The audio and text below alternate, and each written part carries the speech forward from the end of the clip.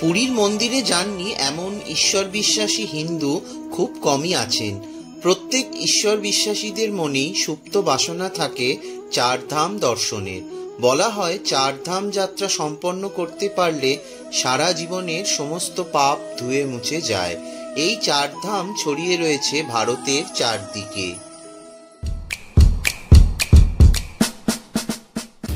উত্তরে বদ্রীনাথ, দক্ষিণে রামেশ্বরম, পূর্বে পুরীর জগন্নাথ মন্দির ও পশ্চিমে দ্বারকা।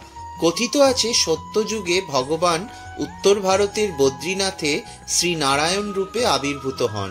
দাপর যুগে দ্বারকাধামে শ্রী দ্বারকাধীশ রূপে প্রকটিত হন। ত্রেতা যুগে দক্ষিণ ভারতের রামেশ্বরে শ্রী রামচন্দ্র রূপে লীলাবিলাস করেন এবং কলিযুগে শ্রীক্ষেত্র পুরীধামে ভগবান শ্রী জগন্নাথ বিগ্রহ রূপে প্রকটিত হয়েছেন। চার ধামের মধ্যে পুরীধাম সর্বাপেক্ষা মহত্তম। প্রবাদে আছে ভগবান বদ্রীনাথ ধামে নিত্য স্নান করেন, দ্বারকা ধামে তিনি পোশাক পরিধান করেন, পুরীধামে তিনি ভোজন করেন এবং রামেশ্বর ধামে ভগবান নিদ্রা যান। তাই পুরী হল মহাধাম।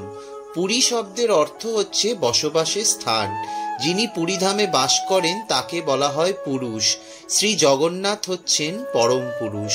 তাই পুরীধাম পুরুষোত্তম ক্ষেত্র নামেও খ্যাত। শ্রী জগন্নাথ হচ্ছেন পুরুষোত্তম। পুরীধাম এই ধরনীর স্বর্গ নামে খ্যাত। পুরীর মন্দিরের চূড়ায় যে বিশাল পতাকাটি লাগানো থাকে তা সবসময় হাওয়ার বিপরীত দিকে ওড়ে। অন্যদিকে মন্দিরের চূড়ায় যে সুদর্শন চক্রটি আছে, পুরীর যে কোনো জায়গা থেকে দেখা যাক না কেন মনে হবে দর্শনার্থীর দিকেই সবসময় সুদর্শন চক্রটির সামনের দিক রয়েছে। পুরীর মন্দিরের সবচেয়ে অবিশ্বাস্য বৈশিষ্ট্য হল জগন্নাথ দেবের প্রসাদ। সারা বছর ধরেই সমপরিমাণ প্রসাদ রান্না করা হয়। অদ্ভুত রান্নাঘর পুরীর জগন্নাথ মন্দিরের।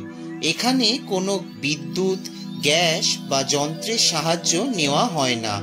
উন্মুক্ত কাঠের উনুনের ওপর রান্না করা হয়। প্রতিদিন নতুন নতুন মাটির পাত্রে রান্না করা হয়।